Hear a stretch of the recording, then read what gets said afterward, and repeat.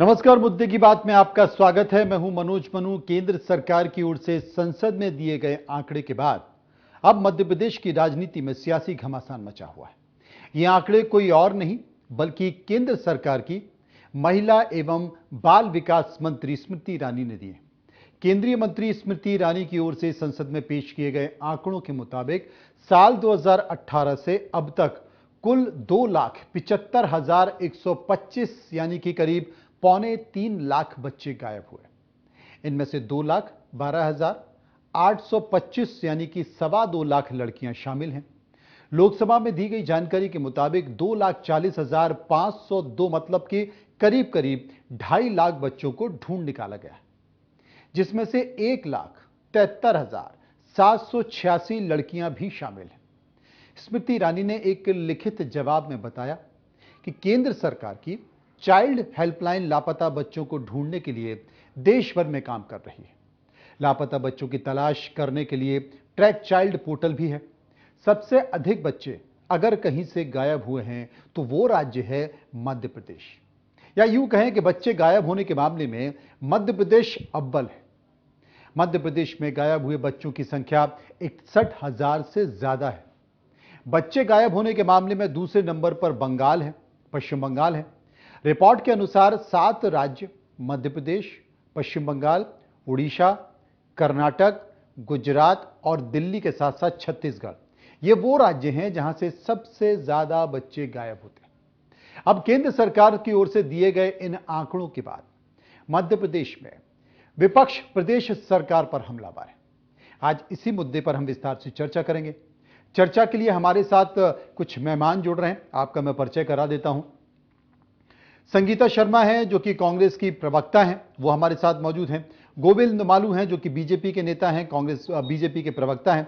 इन दोनों से हम चर्चा करेंगे और समझने की कोशिश करेंगे कि आखिर बच्चे अगर गायब हो रहे हैं तो उनके पीछे का क्या मतलब है, क्योंकि तमाम ऐसे विषय हैं जो राजनीति की भेंट चढ़ जाते हैं। विधानसभाओं में हंगामा हो जाता है, संसद में हंगामा हो ही रहा है। संसद में कई दिनों से संसद नहीं चल पा रही है। मणिपुर मुद्दे पर विपक्ष चाहता है कि बातचीत की जाए, प्रधानमंत्री बयान दें, लेकिन प्रधानमंत्री अभी बयान नहीं दे रहे हैं। अविश्वास प्रस्ताव लाया गया है। इस बीच कांग्रेस का एक सांसदों का दल अध्ययन करने जा रहा है, मणिपुर की स्थिति का जायजा लेने जा रहा है। वो उसके बाद अपनी रिपोर्ट देगा। अविश्वास प्रस्ताव है तो इन सब सांसद उसमें बताएंगे कि उन्होंने वहां पर क्या देखा। फिर उसके बाद प्रधानमंत्री अपना बयान देंगे संसद में, क्योंकि अविश्वास प्रस्ताव में यह प्रक्रिया होती है कि जब सभी सांसद बोलते हैं उसके बाद प्रधानमंत्री अपना जवाब देते हैं। तो विपक्ष ऐसे नहीं तो प्रधानमंत्री को ऐसे जवाब दिलवाना चाहता है। लेकिन जो सतही मुद्दे हैं, जो कई ऐसे मामले हैं जो आम जनता के मामले हैं, सामाजिक सरोकार के मामले हैं, इस हो हंगामे शोर शराबे में छुप जाते हैं, उन पर चर्चा नहीं हो पाती, जिस पर समाज को चर्चा करनी चाहिए। अगर 2.25 लाख बच्चे गायब होते हैं और उसमें से एक बड़ी संख्या में बच्चे मिल ही नहीं पाते हैं तो एक चिंता की बात है। मध्य प्रदेश इसमें अव्वल है। संगीता शर्मा कांग्रेस की प्रवक्ता हमारे पास है, हम उन्हीं के पास चलेंगे। संगीता जी, आप इस मामले को कैसे देखते हैं? क्योंकि बच्चे, कहा जाता है कि बच्चे भगवान का रूप हैं। मां बाप को, समाज को, रिश्तेदारों को अगर कोई प्यारा होता है तो बच्चे होते हैं। बावजूद इसके बच्चे खो जाते हैं और बड़ी संख्या में करीब लड़कियां हैं, 2.25 लाख तो लड़कियां हैं, वो मिल भी जाती हैं। लेकिन फिर भी इस टोटल 2.25 लाख में एक बड़ी आबादी, एक बड़ी संख्या है, वो बच्चे मिल ही नहीं पाते कि वो कहां गए। और सरकार इन मामलों पर उतनी गंभीरता से शायद सोच नहीं पाती, विचार नहीं कर पाती, काम नहीं कर पाती। तमाम सारी चीजें हैं, व्यवस्था है, लेकिन बात फिर भी बन नहीं पाती है। क्यों? देखिए, इसके लिए सबसे पहले तो मैं जिम्मेदार मानती हूं जो सरकार है उसे, क्योंकि सरकार जब ये आंकड़े प्रतिवर्ष के अनुसार से देखती है तो सरकार को सजग हो जाना चाहिए, गंभीर हो जाना चाहिए कि अगले वर्ष ऐसे आंकड़े सामने ना आए। आप देखिए, 2003 से इनकी सरकार है और 3 से लगातार 2023 होने आ गया, लगभग 20 साल होने आ गए, यदि 15 महीने हम बीच पे छोड़े तो। अब इन 20 सालों में सरकार को इतनी समझ नहीं आई कि लगातार बच्चियां मध्य प्रदेश से गायब हो रही हैं और इन्होंने मध्य प्रदेश को हर क्षेत्र में नंबर 1 बना दिया है। चाहे अपराधों के मामला हो, चाहे रेप और गैंगरेप की घटनाओं का मामला हो, चाहे बेरोजगारी का मामला हो, चाहे महंगाई का मामला हो, चाहे आदिवासियों पर अत्याचार का मामला हो, दलितों के साथ दुर्व्यवहार का मामला हो, ऐसे मनोजित तमाम मामले हैं जिसमें शिवराज सिंह चौहान जी की सरकार ने नंबर 1 बना दिया है। और अब जब हम ये आंकड़े देख रहे हैं तो हमें लगता है कि जब केंद्र सरकार खुद बता रहा है कि मध्य प्रदेश नंबर 1 पर है, तो इससे यह अंदाजा लगाया जा सकता है कि मध्य प्रदेश की सरकार पूरी तरीके से फेल्योर हो चुकी है। अब उनके हाथ में कुछ बचा नहीं है और अब वो आगे कुछ नहीं कर सकते, ऐसा प्रतीत हो रहा है। और यही कारण है कि 2018 में मध्य प्रदेश की जनता ने भारतीय जनता पार्टी की सरकार को बाहर का रास्ता दिखाया था और अब 2023 में भी यही स्थिति निर्मित होने जा रही है। आज मध्य प्रदेश में हम देखें तो आज ही मेहर के अंदर जो घटना घटित हुई है, निर्भया कांड की तरह हुई है। तो ऐसी जब घटनाएं घटित होती है तो बहुत विचलित हो जाते हैं हम लोग। हम सरकार के तरफ ही देखती है जनता कि सरकार कुछ सहायता करे, परंतु सरकार किसी भी बात को गंभीरता से नहीं लेती है। सरकार यदि गंभीरता से किसी बात को लेती है तो चुनाव को लेती है और वो पूरी तरीके से चुनावी मोड में है। वो ये देख रही है कि महिलाओं को कैसे साधा जाए, 1000 रुपए देकर, युवाओं को स्टाइपेंड देकर कैसे साधा जाए। बस चुनाव के वक्त इन्हें जनता, महिला सब याद आ जाते हैं, गौ माता तक याद आ जाती है, परंतु चुनाव के बाद ये भूल जाते हैं। और यही कारण है कि इतनी तादाद में मध्य प्रदेश से बच्चे गायब हुए हैं, जिसमें 61,000 से अधिक बच्चे हैं और 49,000 तो इसमें बच्चियां हैं। तो बेटी बचाओ बेटी पढ़ाओ का नारा ये कैसे सार्थक होगा? मतलब कि सिर्फ नारों में ही सीमित है और विज्ञापनों में ही सीमित है और मुख्यमंत्री जी के भाषणों तक ही सीमित है ये नारा। रियल स्थिति भाजपा की केंद्र सरकार ने दर्शा दी है और ये बता दिया है कि शिवराज सिंह चौहान की सरकार जो है वो पूरी तरीके से फेल हो चुकी है। जी, गोविंद मालू हमारे साथ हैं जो कि बीजेपी के नेता हैं, प्रवक्ता भी। गोविंद मालू साहब, एक व्यवस्था है, सरकार की प्रशासनिक व्यवस्था है, तमाम सारी चीजें हैं, मॉनिटरिंग है, निगरानी समितियां हैं, लेकिन बावजूद इसके मध्य प्रदेश एक ऐसा राज्य बना है जिस राज्य से सबसे ज्यादा बच्चे गायब हुए। क्या कहेंगे आप? मनोज जी, बच्चे गायब होना और उनका मिलना, और क्यों गायब होते उसके 25 कोई नाराज होकर जाता है, कोई पढ़ाई के कारण, कोई दबाव के कारण, कोई आर्थिक स्थिति के कारण। लेकिन मैं तो कांग्रेस की प्रवक्ता मेरी साथी को मैं सुन रहा था, ये 2003 से लेकर आज तक की बातें बता रही हैं। इन्होंने आंकड़े जो अध्ययन किया कि कब से कब तक का उन्होंने कालखंड बताया, उन्होंने बताया 2014 का बताया है। उसमें इतने बच्चे में केवल बच्चियां नहीं है, बच्चे में सब आ गए। मध्य प्रदेश की भारतीय सरकार ने, हाँ, लड़के सब आ गए। हाँ, लड़के 9,329 बच्चों को जो गायब हो गए थे उनको ढूंढ निकाला, अलग अलग तरीके से, अलग अलग। अब 2018 से और 20 तक इनकी सरकार रही, इनको बताना चाहिए कि इन्होंने क्या किया। इनके समय भी बच्चे बच्ची गायब हुए, ये अपने नहीं बताएंगे, ये बता रहे हैं आप चुनावी मोड में हैं, हम ये हैं।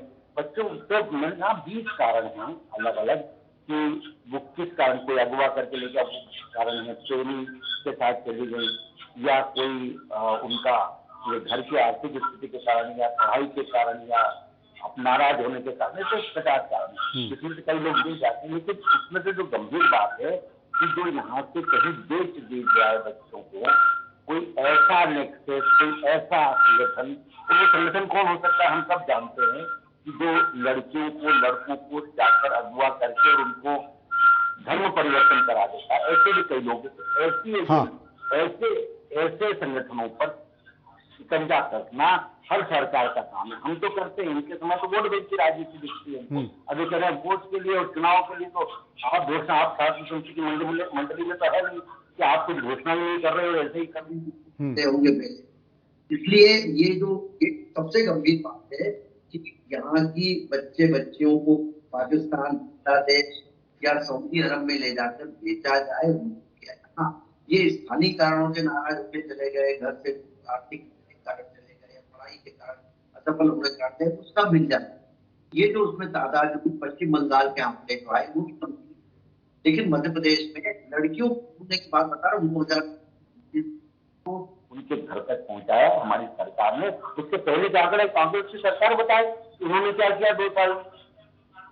चलिए उन्हीं से पूछ लेते हैं। संगीता शर्मा हमारे साथ है। संगीता जी, आप तो एक आयोग में भी रह चुकी हैं, संवैधानिक पद है, इन तमाम सारी चीजों को आपने देखा भी होगा, समझा होगा कि कौन कौन से वो कारण हैं। लेकिन क्या इस पूरी विवेचना में, इस पूरे अध्ययन में, इन्वेस्टिगेशन में आपको लगा कि कौन सा कारण है? क्योंकि आयोग में तो तमाम सारी लिस्ट होगी, बीजेपी के 18 साल 19 साल का कार्यकाल का भी जिक्र होगा, और आप उस कार्यकाल में थी उसका भी जिक्र होगा, जिसका जिक्र मालू साहब कर रहे हैं। आपको क्या बड़ा कारण लगा? देखिए, सबसे बड़ा कारण तो यही लगा कि सरकार जो है बेपरवाह है। सरकार को इन सब चीजों से कोई लेना देना नहीं है, क्योंकि उनके बच्चे नहीं हैं। जिस परिवार के बच्चे हैं वो इस दुख दर्द को जानते हैं। क्योंकि मैं महिला आयोग में रही हूं, मैंने देखा है कि जिस समय मैंने महिला आयोग की में मेरी नियुक्ति हुई थी, उस समय 10,500 मामले पेंडिंग थे जो महिलाएं न्याय चाह रही थी। उन 10,500 मामलों के बाद इन्होंने हमारे को कोर्ट में केस लगा दिया और हमारी नियुक्तियों को निरस्त करने की कोशिश की। हालांकि हमें स्टेटस को मिल गया है, हम यथावत है, परंतु सरकार इस चीज को लेकर गंभीर नहीं है कि महिलाओं को कैसे न्याय मिले बिना महिला आयोग के। आज वही मामले लॉकडाउन में भी हमने देखे, घरेलू हिंसा के बढ़े हैं, महिलाओं के साथ अपराध की घटनाएं लगातार बढ़ रही है, दबंगों का बोलबाला है, अपराधियों का बोलबाला है। मध्य प्रदेश में गुंडे घर जाकर बच्चियों के साथ रेप कर रहे हैं। तो इस तरीके की स्थिति के जितने भी मामले महिला आयोग में आए हैं, आज वो पेंडिंग है। अगर आज हम उन आंकड़ों को देखें तो 17,000 से ज्यादा ऐसे मामले हैं जो महिलाएं न्याय के लिए गुहार लगा रही है, पर शिवराज सिंह चौहान जी ना तो उस पर नियुक्ति करते हैं और ना ही कोर्ट में पेश होते हैं। सरकार की तरफ से कुछ नहीं किया जा रहा है। सरकार अच्छा मालू जी, बड़ा सवाल महिलाओं को लेकर, मालू जी बड़ा सवाल संगीता जी ने, नहीं मालू जी, बड़ा सवाल संगीता जी ने उठाया है। जितने भी, चूंकि आपने जिक्र किया कि सरकार जब करीब करीब उस स्थिति में आ गई थी कि जा रही थी, बहुत सारे आयोगों में नियुक्ति की गई, लेकिन आज की स्थिति में उन आयोग की स्थिति क्या है? क्या वहां पर लोग हैं, जो लोग हैं वो काम करने की स्थिति में नहीं है? पूरा मामला कोर्ट में है। अब चाहे वो महिला आयोग हो, चाहे वो अनुसूचित जाति आयोग है, तमाम सारे आयोग हैं, इनकी मैं बात कर रहा हूं। क्या कहा जाए इनका? देखिए, वो तो न्यायालयीन प्रक्रिया में कुछ नियुक्तियां हो नहीं सकती थी। न्यायालयीन प्रक्रिया में आयोग, महिला आयोग सब चले गए। इनको जब चलाचली की वेला में केवल खुश करने के लिए बना दिया, पहले बनाना था नहीं, उनका बना दो, और उसके बाद में फिर जब उस पर स्वाभाविक है कि जब सरकार चली जाएगी तो उस पर सवाल खड़े होंगे और वैधानिक स्थिति भी उसके बारे में पता लगेगी। तो इसलिए ये वैधानिकता की अलग बात है। सरकार का ऑपरेशन मुस्कान इन्होंने कभी चलाया क्या? जो शिवराज जी की सरकार ने चलाया, इन्होंने कभी क्या बच्चे कहाँ गए? ये ऐसे तरीके के लव जिहाद के बारे में हमारी सरकार धर्म स्वतंत्र कानून बना रही है। मध्य प्रदेश में, कर्नाटक में बनाया, इन्होंने रद्द करने की बात कर दी। अब कहाँ से ढूंढेंगे बच्चों को? बच्चों को बच्चा का अगवा करा के धर्मांतरण के लिए जाते हैं कई लोग, जो दूसरे संगठन जो विदेशों से संचालित होते हैं। पहले इनको चिंता करनी चाहिए, फिर बेटी बचाओ बेटी पढ़ाओ की बात करना चाहिए। पहले बेटी, हमारे यहाँ की बेटियां पहले बचाने के लिए जो कानून बने उसको क्यों रद्द कर रहे हैं आप लोग? क्यों कर रहे हैं? क्योंकि आपको वोट बैंक की राजनीति कर, आपको बच्चे बच्चे से कोई मतलब नहीं है कि ढूंढने से कहाँ चली गई। हाँ, स्थानीय कारण मैंने कहा ना, उस पर तो आ जाती है। वो बच्चे बच्ची जहाँ जाते हैं वो नाराज हो गए आ जाते हैं, पढ़ाई के कारण उनको खोजबीन लाते हैं, कहीं रास्ता भटक गए वो आ जाते हैं। लेकिन जो मैंने बताया ना, सबसे बड़ी गंभीर बात यह है, लव जिहाद के तहत धर्मांतरण करा के, उनका एक्सटॉर्शन करके, उनको जबर अपनी मालू साहब, चूंकि आपने लव जिहाद की बात की है, देश में ऐसा कोई भी मामला हो, बीजेपी उसको हिंदू मुस्लिम पर ले आती है, लव जिहाद पे ले आती है। अब अगर कोई मुस्लिम व्यक्ति किसी लड़की के साथ अगर प्रेम विवाह कर ले या उसका किसी के साथ संबंध हो जाए तो वो लव जिहाद हो जाता है। और पाकिस्तान से एक लड़की हिंदुस्तान आ जाती है, पाकिस्तान से एक लड़की हिंदुस्तान आ जाती है, वो लव जिहाद नहीं है। नहीं, वो लव जिहाद नहीं। वहां देखिए ना पाकिस्तान में क्या हालत हो रही, जब वो लड़की यहाँ आ गई तो वहां क्या हालत हो रही, हिंदुओं को मारा जा रहा है, वो मंदिरों को बुलडोजर से ध्वस्त किया जा रहा है। एक कांग्रेस के नेता की आवाज नहीं बोली कि हमारी संस्कृति सभ्यता को ढूंढा जा रहा है। वहाँ डेनमार्क में अगर जरा सा कुरान के बारे में कुछ हुआ तो पूरे देश में मालूम मैं वही तो कह रहा हूँ कि हमारे जो 61,000 बच्चे गायब हो गए, हमारे जो 61,000 बच्चे गायब हो गए देश में, प्रदेश में, जिलों में, हम उसकी चिंता करें? हम किसी दूसरे देश में कहां पर बिल्डोजर चल रहा है और कहां पर क्या हो रहा है उसकी चिंता करें? हम सबसे पहले अपना घर सुधारें ना। नहीं तो हमने कहा ना, ये हमने जो खोजबीन की, जो निकाले, वो ऐसे ही प्रकरण निकाले, और कई सारे, केवल बच्चियों की बात कर रहा हूँ, अभी लड़के भी गए उसमें, बच्चे भी गए, वो भी निकले, उनके आंकड़े भी मैं दूंगा आपको। लेकिन ये जो जो लड़कियां गई है, ये कई सारे कानून भी बने उसके लिए। ये भी रेप की बात करी थी, अरे सबसे बड़ा कानून हमारी सरकार ने बनाया मृत्युदंड का। मृत्युदंड को उनको संगीता जी कुछ कह रही है, संगीता जी। वो भी किया गया। और आपने देखिए मनोज जी, गोविंद बालू जी जो है ना, सरकार की जो विफलता है वो अपना जिक्र जो दूसरों के सिर पर फोड़ने का काम कर रहे हैं। यदि ये जो बता रहे हैं कि धर्म परिवर्तन होता है, बच्चे लापता होते हैं, तो जब केंद्र सरकार ने ये आंकड़े प्रस्तुत किए तो उसके आगे ये कारण क्यों नहीं बताया? ये तो आप झूठी बात कर रहे हैं गोविंद बालू जी। कारण है ना, झूठ बोल सकते हैं टीवी पर। दूसरी बात, आपने क्या अभी आप सुन लीजिए, हमने कानून बनाए हैं, आपके सारे कानून कागज ऊपर है, आपके सारे कानून कागज ऊपर है। आप मुझे मेरा एक सवाल का जवाब दे दीजिए कि जब आपने कहा कि बच्चियों के साथ रेप होगा, उसके बाद उनकी हत्या होगी, तो हम फांसी की सजा देंगे। आपने एक भी फांसी की उनके साथ मत खड़े रहिए, फांसी की सजा दी उनके खिलाफ जो कानून बन रहा है उसमें सहयोग दीजिए। और दूसरी बात, आप ये झूठ बोलना, दूसरों के सिर बढ़ना, जनता को ध्रुवीकरण की तरफ लेकर जाना। अरे कर्नाटक में अरे ध्रुवीकरण की बात करें, आपको ध्रुवीकरण लग रहा है। 18 सालों में नहीं, का कानून बनाया कर्नाटक में, इसको आप यहाँ भी बोल रहे हैं हमारी सरकार आएगी तो हम धर्म शासन को विधेयक हटा देंगे। ये आपको नेता बोल रहे हैं कई जगह भाषण। मनोज जी इन्हें कहिए कि बीच आप कहाँ से लाएंगे? अच्छा मालू जी, एक एक करके अगर सुन लेंगे ना तो दर्शकों को आसानी होगी दोनों की बात सुनने में। संगीता जी आप बोलिए, उसके बाद फिर मालू जी बोलेंगे। देखिए मनोज जी, ये सीधी सीधी बात मैं आपसे कह रही हूँ, ये 5 साल के आंकड़े हैं जो आपको भी दर्शाए गए हैं। यदि हम 18 सालों के आंकड़े देखें तो वो भयावह आंकड़े होंगे, परंतु फिर भी सरकार गंभीर नहीं है। ये ध्रुवीकरण की तरफ लेकर जाते हैं, इसे लव जिहाद की तरफ लेकर जाते हैं, कभी धर्म परिवर्तन की तरफ लेकर जाते हैं। तो जब केंद्र सरकार ने ये आंकड़े प्रस्तुत किए तब ये कॉज क्यों नहीं बताए, ये कारण क्यों नहीं बताए? ये मालू जी कैसे बता रहे हैं और मालू जी इतना झूठ क्यों बोल रहे हैं? जब आपकी सरकार में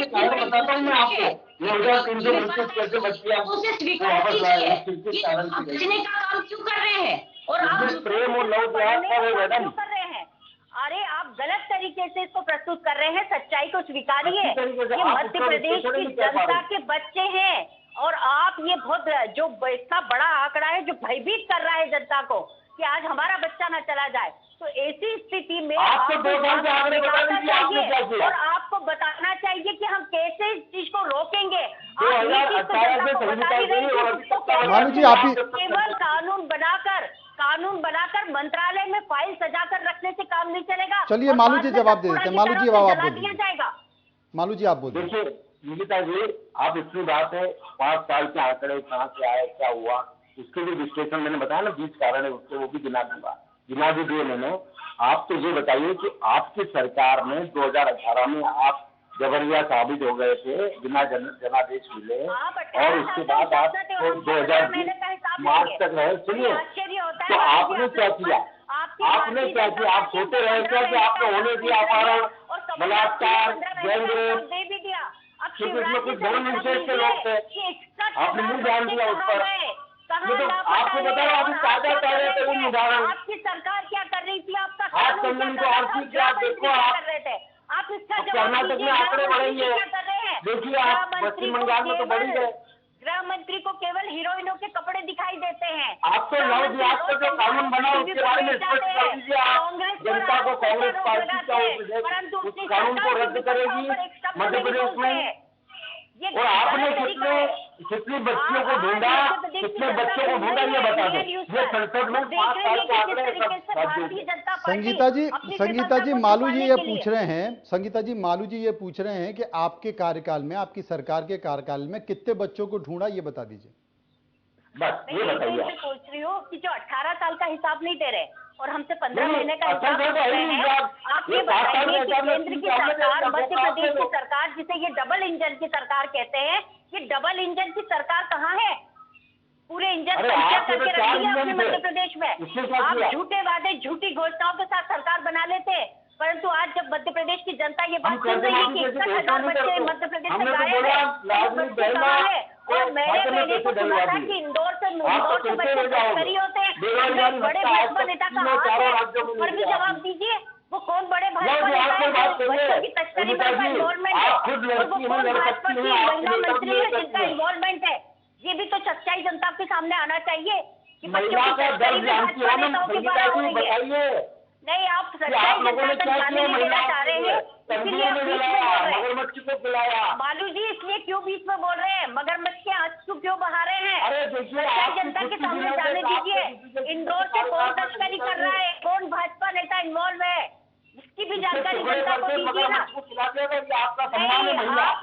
आप लोग सच्चाई छुपाने का प्रयास कर रहे हैं, परंतु केंद्र सरकार के इन आंकड़ों ने मध्य प्रदेश की जनता को बता दिया है कि मध्य प्रदेश की भाजपा सरकार मध्य प्रदेश की जनता को लेकर गंभीर नहीं है, मध्य प्रदेश के बच्चों को लेकर गंभीर नहीं है, मध्य प्रदेश की महिलाओं को लेकर गंभीर नहीं है। दतिया के अंदर स्कूल से आ रही बच्चियों के साथ उन्हें पकड़कर गैंग रेप कर दिया जाता है, पर सरकार उस पर एक शब्द नहीं बोलती है।